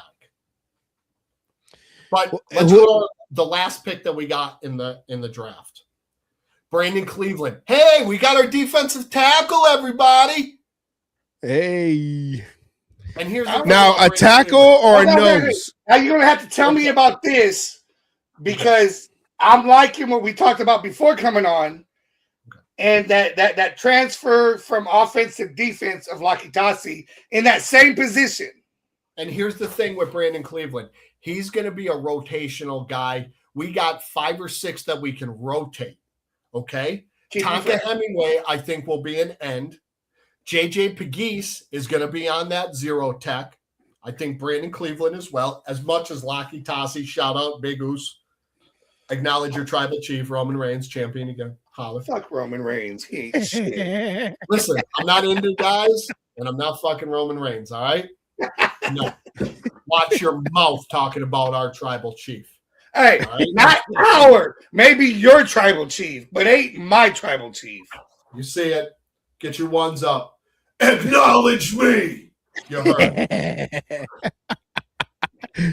I think you're number 1 there, Demon King. Thank you. I appreciate it. God bless. But Brandon Cleveland, the last pick that we had in the draft at 229, round 7, is going to be a rotational guy for us. He's going to be at that nose, okay? All he's going to do is take up blockers to keep our linebackers squeaky clean. That's all these nose are there for. Adam Butler played nose at New England, so he can play a little bit of nose too. Max is going to be standing up. Isn't he still on the team? But we still have Butler, right? Yes, we still have Butler. Well, and we still have Thomas that we got from the Eagles. Shoot. Yes, him. I like Thomas the 4th or 5th. Remember, I don't have it on here. We have Brandon Jackson coming back. Brendan Jackson that we got from the Rams, who can be a stand-up or a hand-on-the-ground end. Now, people are going to lose their minds when they see Max standing up, okay? Don't lose your minds, okay? Max is going to be fine wherever he plays. He'll rush the passer. If he stands up and rushes the passer, I think that's just as good for him. Micah Parsons. Well, Crosby has – oh, go ahead. I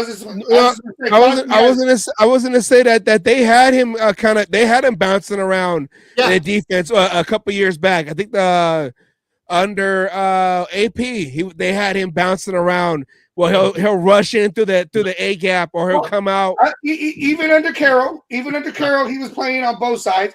But the thing about Crosby is Crosby's not a one-dimensional where he only has one move. Crosby has moves, whether it's hand in the dirt, power, swim move, spin move, this, that. I mean, Crosby, I agree. Hand in the ground, standing up. Crosby is going to be a problem. Max is going to be our TJ Watt in this defense because this is exactly what Pittsburgh did with TJ Watt. Okay? And here's the thing. Max is not going to be dropping back in coverage. Believe me, they're not going to put him back in coverage, okay? We got guys that can rush, and we got guys that can cover. Keon Crawford can cover, okay? We have outside linebackers. N'Kobe Dean can cover. Quay Walker can cover. Even Tommy can cover a little bit, okay? Everybody breathe. It'll be okay. It's going to be okay. Robbie Leonard's here. We're going to be fine. He's going to put so many different schemes in this defense. Yes, it's the base 3-4. Do you think we're going to stay in the 3-4 all the time? Absolutely not. No. We're going to be in a 3-4 when teams come out with 3 wide? No. We got what we needed in this draft. They have faith. We got to believe in this coaching staff. You got to believe in Clint Kubiak. Look what he did with Sam Darnold in Seattle. Was their defense good too? Yeah, they were. But he made JSN the most expensive wide receiver in the NFL. And people, when he got drafted, people were like, we don't even know if he wants to play football. Well, it wasn't even that. Who was JSN before Kubiak? Nobody. He wasn't doing nothing. He was until good. Kubiak got he there. was good at Ohio State, okay, which they are basically wide receiver U. They got a lot of good wide receivers that come out of there, but they got some guys that didn't pan out. You know, it is what it is. And guess what? We have a JSN on our team. Maybe not as good as him, but we got somebody that can fill that role. Trey Tucker. See, I honestly think this is the year you're going to see what you have in Trey Tucker. Yes. Trey Tucker finally has the quarterback. Yes. The coach and quarterback to be able to allow him to be what he truly is. Yes. Yes. Yes. Scheme to his strengths. Yes. Yes. Find ways to get him open. And a coach who can design plays to utilize his strengths and minimize his weaknesses.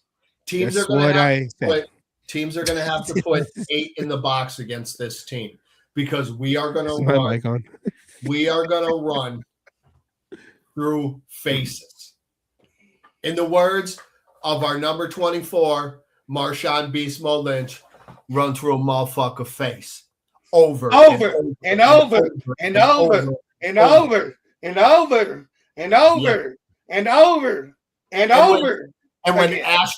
when Ashton comes off the field, here comes Big Mike Washington Jr. Oh boy. You put 8 in the box against him and he gets past that first line. See ya. Hey, from what I've seen, he's more of a power runner than Ashton Genty. Yeah, but he's got speed. He will hit that hole. He will hit that hole and bounce right outside. See ya. This stretch offense that we're running, this wide zone, is all just down blocking. And the running backs make their cutback lanes. That's basically all it is. We have the maulers, we have the backs, and we have the line coach and Rick Dennison. We got the head coach in Clint and Andrew Janocko, who they're both absolutely on the same page. They're running the same offense. I'm so excited. Well, I'm more impressed with this line coach than the one we had last year. Well, Rick Dennison has wide zone scheme his whole career. So I could have been the offensive line coach. Last time I coached offensive line was like 22 years ago. I could come over here and be better than Brandon Carroll. My question though, so you mentioned the Charlie Garner. Oh, that's the wrong one. Is there it goes. So is Mike Washington Charlie Garner or is he Tyron Wheatley? I look at Mike Washington Jr. as a bigger version of Darren McFadden. With thicker legs because Darren McFadden had like stick shins. He still has them. Shout out DMC. We saw him in Dallas at the autograph show. Yeah, he still got skinny legs. Yeah, Mike Washington Jr. has thick legs. He don't look like a chicken. He looks like a goddamn raging bull. But McFadden wasn't bad though. So I wasn't. If he didn't have them feet problems, he would have been fine. Exactly. I like Darren McFadden. And my buddy, shout out again to my boy Q. His dad is a huge Arkansas fan. He loved Darren McFadden. That was his guy. And when we drafted Mike Washington Jr., Q texted me, "You got that guy. You got that guy." Yeah, I'm very excited about Mike Washington Jr. I am. He's gonna.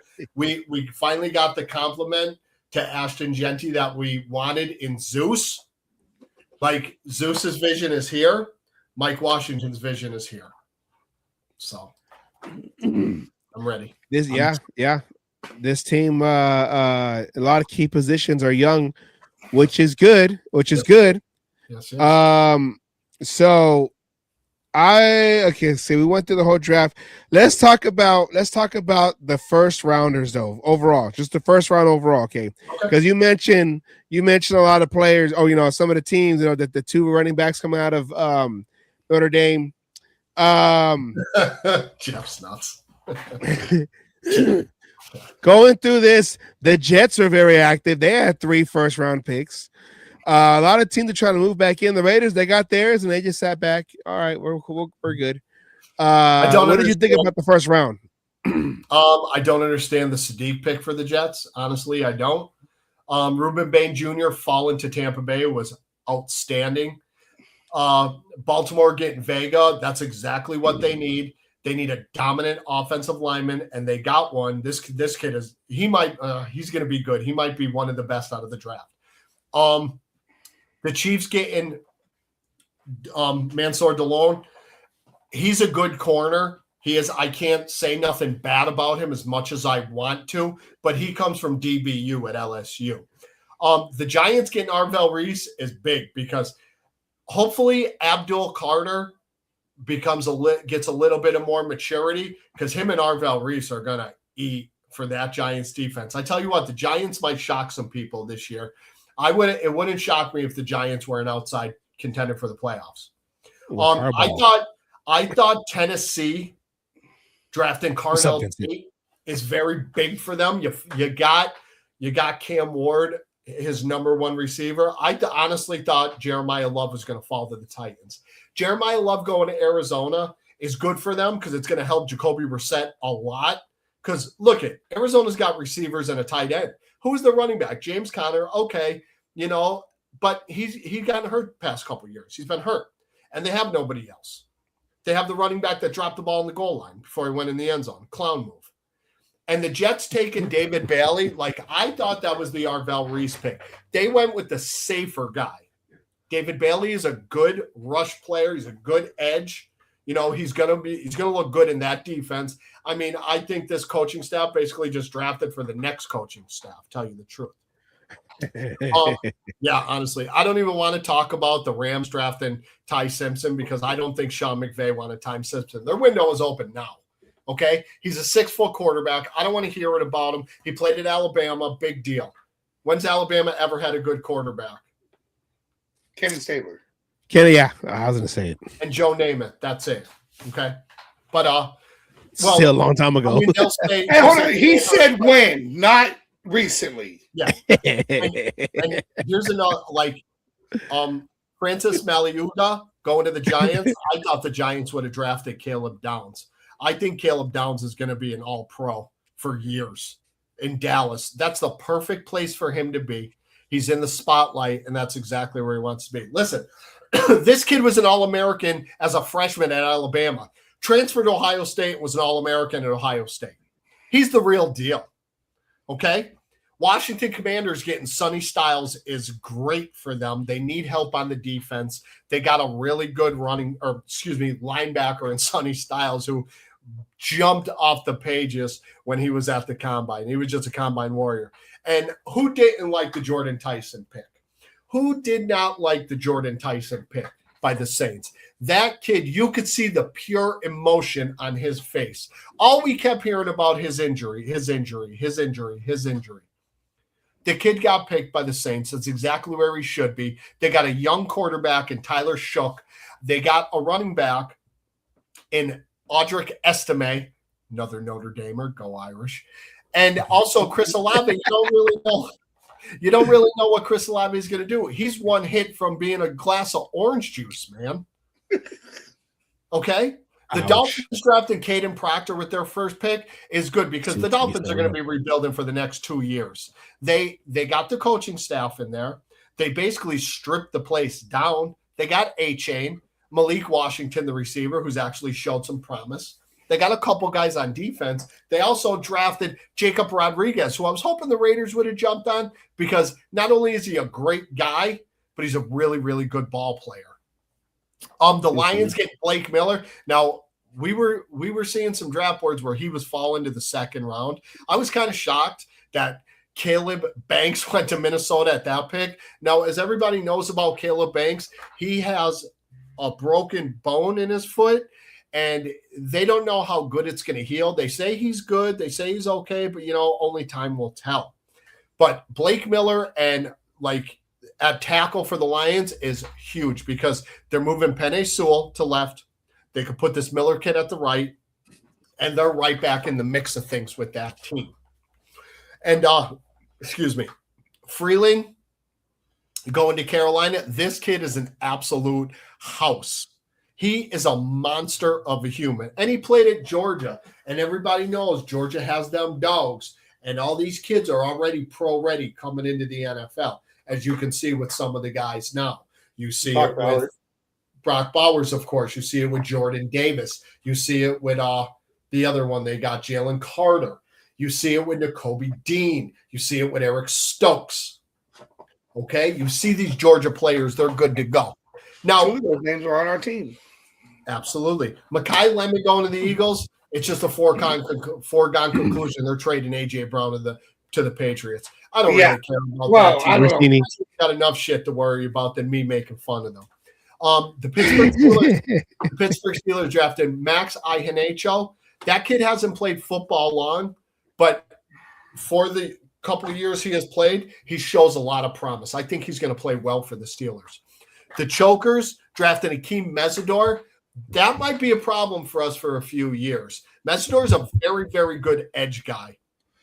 Well, you think that has anything to do with us fucking going for Fernando, and he did well in that championship game against Fernando? Yeah, he did well against their offensive line, not ours. Well, I get that. I'm just saying, do you think that could be one of those things? A counter move? Yeah, exactly. Harbaugh's a weirdo. Because Harbaugh's a weirdo, thinking this kid is going to be the same kid at Miami. He will get good. He will get good. But guess what? It's not the tackles from Indiana. It's going to be Colton Miller. You ain't getting around Colton Miller. If he stays healthy. When healthy. Eat a dick. Eat a fat, sick dick. How about that? Okay. And Dallas with their second pick. Malachi Lawrence. This kid is I know he played at Central Florida, and everybody, it's a small school. Central Florida has been in the mix for a long time. Okay. And this kid is going to be great for Dallas. Dallas had a great draft. Like, I know not many people are Cowboy fans. I'm down here basically in Cowboy Central, but I don't think they really know who he is because most people just watch Texas football here. They don't know Central Florida. They're not really on TV much, but Malachi Lawrence is going to be a problem for the NFC East. Okay, Cleveland with their first pick, Casey Concepcion, wide receiver from Texas A&M. Good hands, good route runner, kind of slim. I think he might be a little too skinny, but, that's just my opinion. I like my receivers a little bit, muscular, And, the Bears getting Dylan Thielman. Now, I like Dylan Thielman a lot. And shout out to Stuart Schweiger. We're glad that Thielman left Purdue because he was going to break Stu's Purdue interception record, but then he went to Oregon. So it's safe, Stu. It's safe, Stu. But Thielman's his favorite player. Yeah, Dylan Thielman's awesome. I like Dylan Thielman a lot. I had him mocked to the Raiders a few times, but then I started seeing him moving up that draft board. So, yeah, that's basically the end of that. He's going to be good on that Bears defense. They're going to be good again. And Houston getting Kalen Rutledge. Now, you see, if you guys watch the draft, this kid didn't even smile. This kid is a goddamn mauler at offensive line. He is going to eat people alive. Yeah, Mesidor is the real deal. I'm not worried about Mesidor. I'm not at all. Everybody, I'm not worried about him. Kalen Rutledge, let me back to it before I lost my thought. Kalen Rutledge is a mauler at guard. He played at Georgia Tech, and what was Georgia Tech's basically offense? Power I. They basically ran the ball all the time. They ran that little wing, all that stuff. Very, very good. This kid is a mauler. He's the guy that eats nails. We'll say that. Okay? And Miami getting Chris Johnson. I like what the Dolphins are doing. They're building for their future, just like us. They got a corner who's probably the number 2 corner in the draft, other than like McCoy because of the injury. McCoy would have been he probably would have 1B, 1A with Mansour from LSU. But Chris Johnson, we had him mocked to go to us as well. Like there were a lot of these guys that I had mocked to us were really in the second round. Caleb Lomu, the big Oos, New England getting him. That's good for them because they need another tackle, and that's where he's going to play. He's going to play opposite of that short arm punk Will Johnson from LSU, who is not really that good. I don't think so. You know, he might have to go to right tackle. You know, I think you put Lomu at the left side. Excuse me. Let him do his thing there. The Chiefs getting Peter Woods. Let me tell you something about Peter Woods. This kid cares more about what he looks like in the mirror than his play on the field. This kid's a TikTok dancer. It's all this stupid shit. He don't give a shit about football. I'm glad he's. Well, he can hang out with Patrick Mahomes' brother. Then they can be out there making TikTok videos. They can just TikTok all day. And you know what? Clemson was a very, very underwhelming team this year. They were a top 3 team coming into the year, and they did absolutely shit. And they had a lot of guys that were supposed to be first, top 5 picks, top 10 picks, you know, all these guys. Okay, the Jets getting Omar Cooper Jr. That's a good pick for them, but who's throwing them the freaking ball? Geno fucking Smith. I don't even know that name. Is that a new player? Yeah. He came out like 10 years ago. Oh yeah, he's West Virginia. Shout out West Virginia. He's your first round. He's your first overall Messiah. Yeah. Anyways, we'll leave that alone. Okay, here is Crawford's running mate at Auburn, Keldrick Falk, who went to Tennessee. That's a good pick for them. But me personally, is he related to Marshall? No, Asylum. Not everybody has the same names. Hey, it's spelled the same. I'm just asking a fucking question, okay?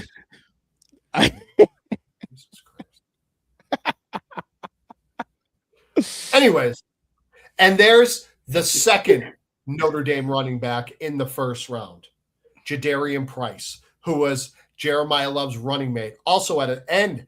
And one thing about Jadarian Price, he is an excellent return man. I think he had 5 touchdowns, 5 returning touchdowns. And against USC, I think they were down 5, and he returned one, I think 101, I think maybe 98. Don't quote me on it, but that was the turnaround on that game. Just saying. Anyway, so make sure I watch Notre Dame just so I can talk shit back to you. You can, because we don't lose. What are you going to say? That was a terrible. You don't lose. Hold on. Were you national champions? Eventually, we will be. Oh no. That wasn't the question. Are you the national champions? Let me tell you something. We got screwed out of the college football playoff. Now you're sounding like a fucking Raiders fan. Let me tell you something. The head of the college football committee is the chairman of the SEC. The team that got in over us was Alabama. Politics. No. Sounds like excuses to me, but that's okay. Out of this list, you said there was a couple on here that should have been second round, but ended up in the first. Was this first round? Was there a lot of reaches? A lot of reaches in this first round of picks? I think that Caleb Banks was a reach. I think really? Okay. Yeah, I think Caleb Banks was a reach. Yes, absolutely. Yes. Okay. I had him mocked at like 36. I had him going to us if he fell. At 18, it's too high. I could have seen him at the bottom of the first round, maybe 31, 32, but not at 18. The Vikings definitely reached on him. And of course, the Ty Simpson one. Yeah, I was about to say, we all know Ty Simpson was a reach. Super reach. I think Tampa Bay got a steal in Ruben Bain Jr. Yeah, he's got short arms, but the kid can play football. He can play football. What are we talking about? Keon Sadiq. I thought he might have went a couple picks higher. I thought he might have went to the Rams because Sadiq is a freak athlete. I mean, like I said, I don't know who's throwing the ball in New York, but it is what it is. Caleb Downs falling to 11. I think that's a big steal I thought the Giants would have took him at 5. I really do. I thought they would have took him at 5. I thought possibly Tennessee would have took him. Caleb Downs is a guy. Like, I hate Ohio State with all my blue and gold blood. But Caleb Downs is a guy that when this kid stepped on campus at Alabama, they looked at him and said, this is a future Hall of Famer. And people laughed at that. His freshman year, he was an All-American. Not a freshman All-American. All-American. Transferred to Ohio State. All-American. Their defense was outstanding every year he was on that ball. And look at all the guys they had. McDonald at tackle. Caden Curry, who got drafted a few rounds later. Kid that all he did was make plays. Arvell Reese, Sonny Styles. That defense was a problem. And what happened? Our savior, number 15, went into the doghouse and beat that defense.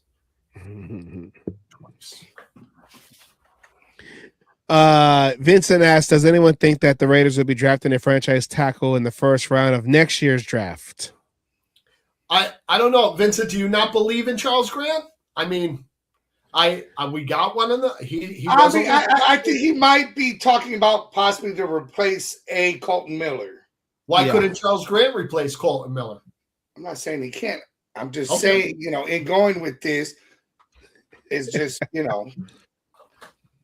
I believe. You know what? You need to learn what devil's advocate fucking means. If we are at the top, I love that movie. If we have a top 10 pick in the draft, we are drafting Jeremiah Smith, wide receiver from Ohio State, if he's on the board.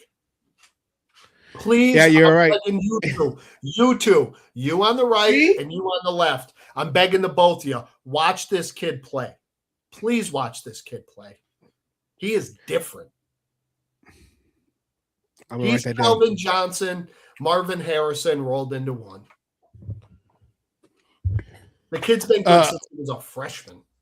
You said Jeremiah Smith wide receiver, out of Ohio State. Ohio State. I Demon need King's to start. Team. Come on. You better watch your mouth. See that jersey behind me? You see that number 25 on the wall back there? That's Rocket like jersey. Rocket Ishmael's Notre Dame jersey. That looks like a Raiders jersey. No, the Raiders jersey's over here. It's Mad Max Crosby. That's Rocket Ishmael, his Notre Dame jersey. Oh, I know who Ishmael is. He was a Raider. Yes, he was a Raider. That's the reason why the Demon King wears 86, because of Rocket Ishmael. I kind of remember him. I was when I was younger, and I was back in the LA. You're a son of a bitch. Thank you. I tried. You two better watch your whore mouths. Hey, not my fault you like how Ohio State, okay? The Ohio. I am going to fuck. Demon King has left the chat. Bring it. I'm ready, brother. Okay. Okay.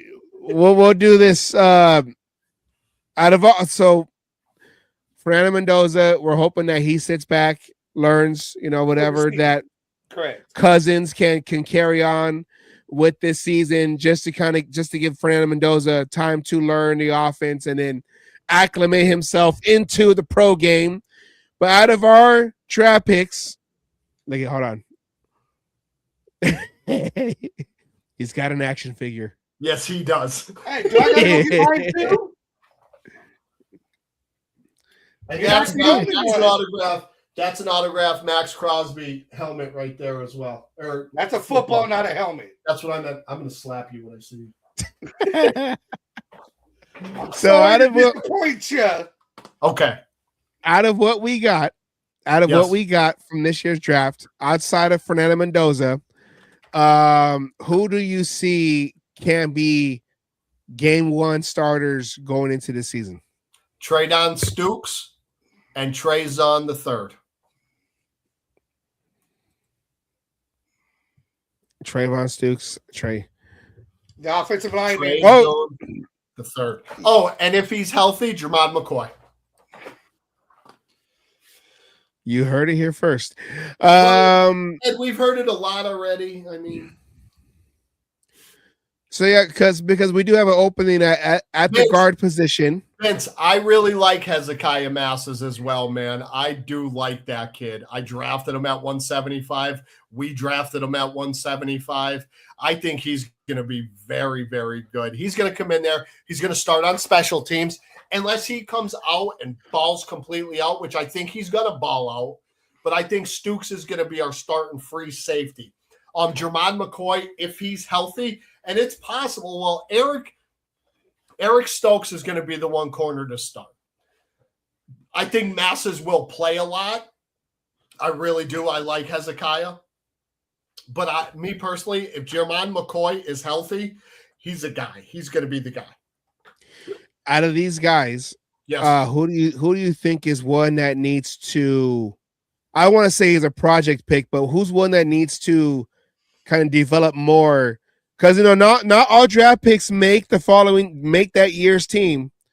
Who's the one that has to really okay, you got drafted by the Raiders, within the 7 rounds, but now you still got to prove yourself to make this team. Well, I think everybody still has to prove themselves, no matter where they were picked, 1 or 227. You still got to prove you're a guy.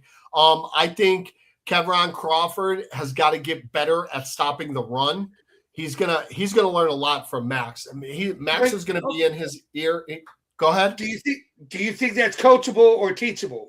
Yes, absolutely. Absolutely coachable. Absolutely. Because the kid's an athlete. He can play. He can absolutely play. Everybody needs to fine-tune everything. Not everybody's going to come out perfect. As Max Crosby, right? That 1% every day. Always got to get 1% better every day. Okay? See, now look at, man. 11 viewers, now 10.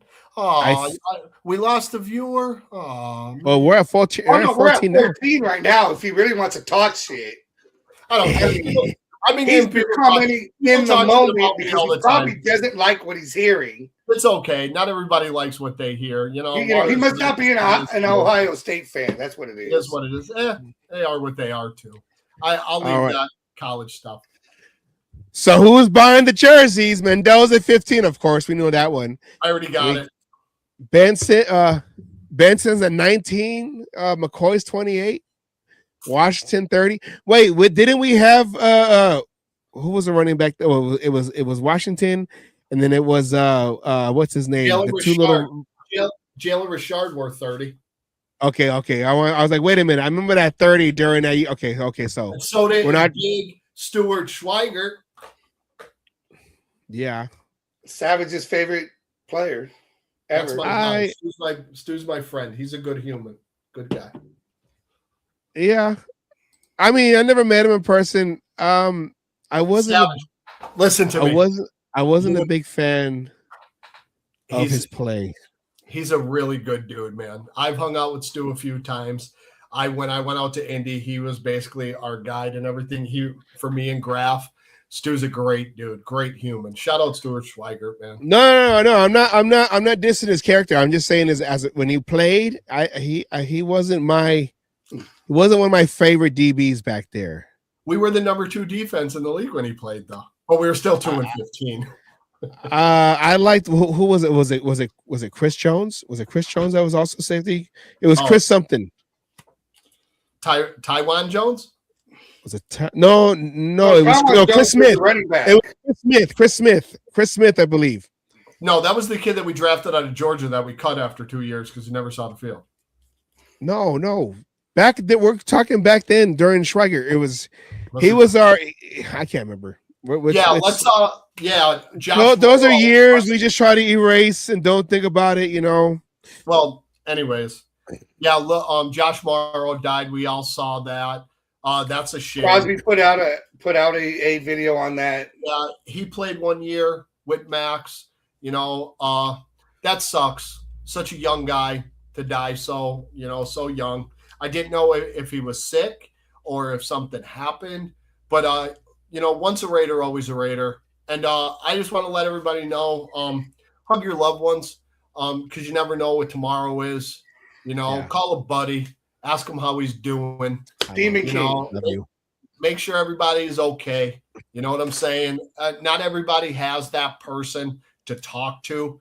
And some people don't want to talk, But just reach out. Send them a text. Hey, man, just thinking about you. Hope you're doing well. And that might brighten their day. Like I always used to do my videos. You guys saw them here and there. I haven't done it probably over a year. I would tell everybody, remember, you're awesome. Don't let anybody dull your shine or steal your joy, no matter how hard they try. And keep smiling because it looks good on you. And I meant every word I said. And every time I would do that video, I'm looking at myself in that phone telling myself that. I would get messages from people. Thank you for that. I've been going through some things. I was so good to hear that. I look forward to your videos every day. And it's me talking to myself, telling myself, hey, Jason, you're awesome. Don't let no one dull your shine, no matter how hard they try. Every time it does get dark, but it's always dark before the dawn. And remember that. Raider fans, it's always dark before the dawn. Remember that. Yes. Before we finish, is the Pete Carroll and Geno Smith time. It was always dark before the great. Did you have the spiked insure? Did you have the spiked insure? I did. I did. Before we finish, I do want to put this. My girl made this. This is what happened during our draft party that we had in Oakland. When I went live, I finally went live, guys. Yeah. Okay, outside the house, outside these walls. This was everything you expected it to be. Yes. So I got to put music here. So let me do this. Oh yeah. I just want to go through this. Look at that. Mendoza jerseys. Your mic went out, but Mendoza jerseys before he was even drafted. Yeah, so we had Raider fans come out. We had Raiders sing. We had my boss. There's my son right there. We had Lumpia. We had the Lumpia company. So we had Lumpia, cheeseburger Lumpia. Good to see you, Ed. Thank you, sir. So yeah, it was a great turnout. This was right after the pick. That was the Cooks out there. Jeff Barnes just signed an autograph, so I got one. I have it up. I gotta frame it. Did you give me one? Well, you suck. That's all right. You suck. Have a good night, Vince. Thanks for stopping in, man. You too, Ed. Thank you. Thank you, Vince. So Raider fans, they're out. They're happy. Seeing me. That's me and my boss. I had the whole setup out there. People are looking at me like, "What are you doing? Are you gonna?" You want to get up out of that chair? I got you. So it was a great turnout. This is the pick right here. This is Fernando Mendoza, and everyone's celebrating. So it was a great turnout. There was sound to this, but like anything that we do in a cage match, we always gotta have something or somebody in the media world trying to block our sound because we're copywriting. I'm still trying to get the live show that I did, the 4-hour show, back online. There's Gary Weaver and Jeff Barnes right there. So this is the celebration after that first pick, and then after that, did Lester Hayes ever show up? Lester Hayes was in Arizona. Oh, Arizona, okay. Yeah. So it was a great turnout. I want to thank everyone who came out to Oakland and for those who watched, because like I said, I had to make sure I go on, like put the show out there. I wanted to do that during the Tom Flores tribute we did in February, but the powers that be of the venue I was in, I knew it was going to happen. They didn't allow me to with the way it was set up, but this one got going. We had a lot of Raider fans out there. Everyone was excited, and it was a great time. So I just wanted to show this real quick. Awesome. Yeah, this was the fans. After the first round pick, it turned into a tailgate. So I'll have to come out and visit you. Yes. Well, we got another one coming up on July 25th, and I get Jeff Barnes. That's Jeff Barnes. I interviewed Jeff Barnes on the show. So we got another event on the 25th. It's up in Oakley, which is near the Antioch, Brentwood area. It's about an hour away from the main Bay Area, hour away from Oakland, going north-ish. North. What would you say? It sounded like northeast. Brentwood, Antioch, Oakley. A little northeast, yeah. A little northeast. So that's the next event. They get Gary Weaver and he gets his necklace right there. So that's our next event. We're still trying to work out the details on that one. And the flyer's gonna come up and that's the owner right there, Alex and that's my son right there. He was up to dance on stage. So we got our next event right there in Antioch. I'm sorry, in Oakley. So We're trying to figure that out. Who we're gonna have on there? I believe. Well, I don't put nothing out there yet because I don't know. Don't say nothing yet. Get yourself solidified. Don't want to. Just. So that's the next event. But hey, you know what? I like going live outside the house. I'm gonna start doing more of that, more Raider functions. If you want to hire me, just get a hold of me. Just go to our website. Oh, we don't have a website. Just go to our email right here and let me know. And I'll bring the stuff out there. I got a crew, kinda. It's really just me, my girlfriend, my son. More than one. Yeah, that's a crew. Yeah. I gotta teach them how to work the machines, how to work the cameras, so I can have an actual production. I'm gonna give Jessica credit, and all her videos after the fact have been kick-ass. Oh yeah. That's why I wanted to make sure I showed this because she put it all together and not just like me, finish it right before the show. Okay, let's go. So, but yes, I want to thank Demon King for coming on. We had to know what we had when it came to the draft. Can we get hyped up? Is it safe to get hyped up? Can I have more of that spiked and sure? Yes. Yes, you can. Yes, you can. Can I drink more of the Kool-Aid or do I need to stop? Drink the Kool-Aid. Drink it all up. Drink it all. Let's go. Be ready, Raider Nation, because we're building one. Yes. It's man, and the schedule's coming out in a few weeks. Well, actually, I think it's like around the 14th, 13th, 14th. So just in like what? I believe is what they've said. They believe it's what it's going to be. And then we'll know what we're, I mean, we already know who we're playing, but then we'll know when we are playing them. Yeah. And where in that year's schedule. Because this last schedule, they had us going. Amen, Jessica. Amen. Last year they had us going East Coast, West Coast, East Coast, West Coast, Midwest, East Coast, West Coast, East Coast. So it would be a little kind to the miles, okay. But we want to thank everybody for coming on. Demon King, any last words that you want to give, inspirational messages to Raider Nation? I just want to say thank you guys for inviting me on here. It's always a thrill, to get to spill some knowledge that I have. Thank you, everybody. Thank you. I don't do this too much. When people ask me, like my friends ask me, I will get on anytime I can. Sometimes things come up, and I feel bad, like having to reschedule.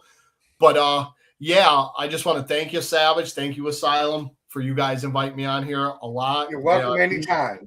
It means a lot to me, because I do like to spit knowledge, Some people don't agree with it always, but that's okay. That's why we live in the country we live in. And it's okay to disagree. That's right. It is okay. But one thing we all agree on that silver and black. That's who we cheer for on Sundays. Yes. And I want to say, everybody, amen. Have a great rest of your week. And like I said before, hug your loved ones, call a friend, make somebody feel good about themselves. And if you need to feel good about, hey, hit me up on Instagram. I'll be more than welcome to shoot a few words to you. Thank you again, guys. I appreciate it. Raider Nation for life. Absolutely. Thank you, honestly. Yeah, I mean, from the bottom of our hearts, we appreciate you when you come out and do this kind of shit for us. We'll have to one of these years, like one of these seasons, the three of us are gonna have to get together, meet up, and have a good time. Like we've met each other before. But I don't think we've all been together at the same time. And I think you're right. I don't think it's all been at the same time. So we've got to do something where we can do it together. Definitely. Yeah, we're gonna have to figure it out. One place we can all go. Hey, I'm free here. Can you make it here? I'm free. Yeah, let's do it. Let's do it. But again, thanks guys a lot. This is awesome. I love coming out. I love bantering with people and stuff. And I love talking Raider football and football in general. College football, pro football. I like talking about it. I watch a lot of college, so I know a lot about these guys, and not just a couple dudes like the names that everybody knows. I know the obscure guys as well, because I just watch the game, and I think I might be a little bit on the spectrum. And that's why we bring you on, though, is because you do know your shit. You do watch this, and we know We may try to give you, or we may give you shit. That's okay. But you know what? You can take it, and Absolutely. you're knowledgeable. And when it comes to this show, we're all about teaching. That's and right. when it comes to this, you're one hell of a teacher. Thank you very much. I appreciate that, fellas. Yes. Thank you. That is Demon King right there. Demon King. I appreciate it. Let me get you your outro right here.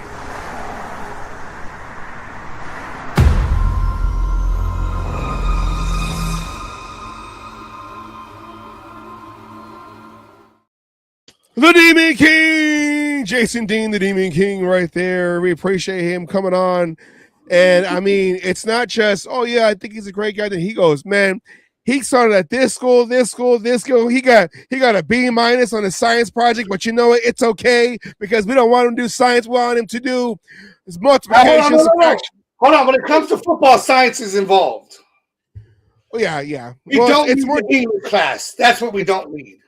It's more geometry, the ball, hypotenuse, and the science is in there too. Science is in there too. Science, math, those are important. Wind chill factor and the wind. Well, yeah, that was a great show. Asylum. Any your turn. Any last words? Any last No, I just want to thank Demon King for coming on, putting up with my bullshit because I love to rub him the wrong. I love just to say shit to get him all going and everything. But when it comes out to it, I appreciate him because he does fill in where we tend to lack when it comes to the draft. And you said a giraffe?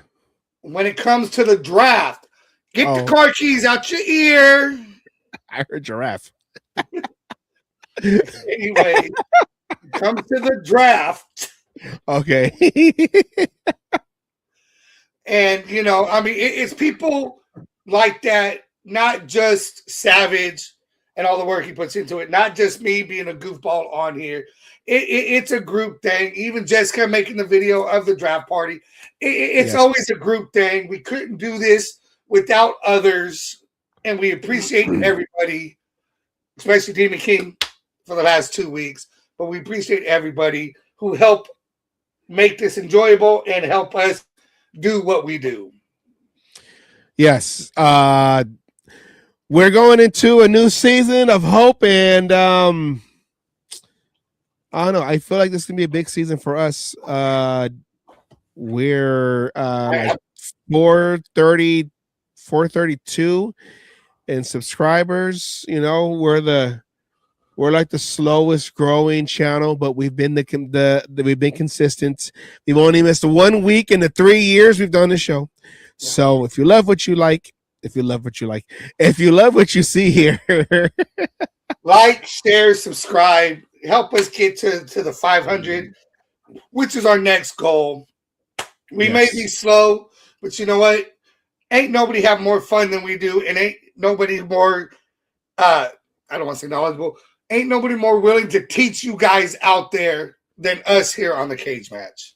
Yes, and even though we don't have like all those subscribers, we still got our regulars, like a Anna, like a Vincent, like Ed, John Leon.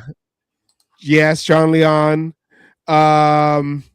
like a Devon. Devon's been here for a long time too. Devon.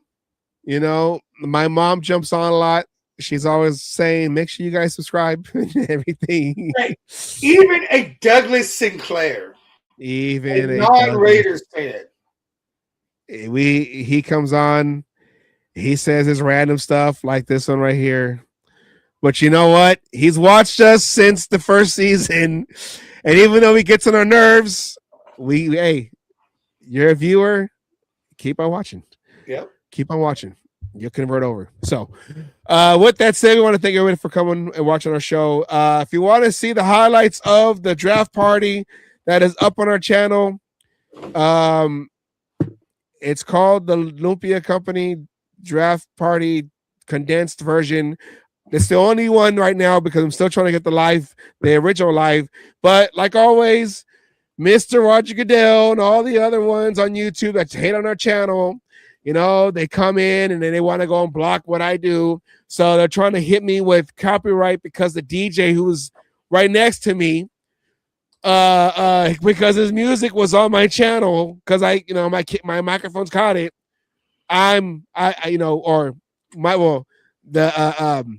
The video gets hit with a copyright and it's blocked globally. This is what we deal with all the time. We're not new to it. We fight it, we win it, we come back, and we celebrate.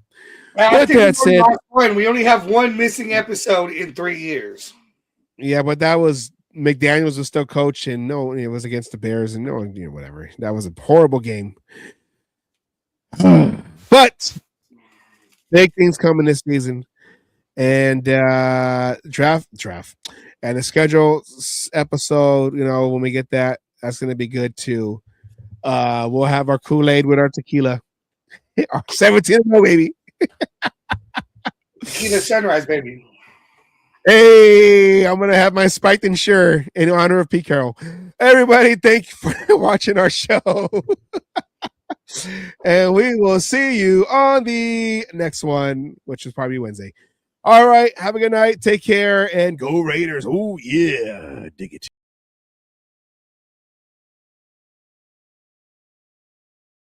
All you other NFL teams, your tailgates are weak. Your teams are weak. We might be down right now, but it doesn't take away the history. And all you Raiders out there need to know your fucking history of who the fuck you playing for and where the fuck you're playing. Damn it. Oh, and by the way, I won my last cage fight again. I'm still undefeated. And you NFL motherfuckers out there that you think you want some, come on and get some anytime.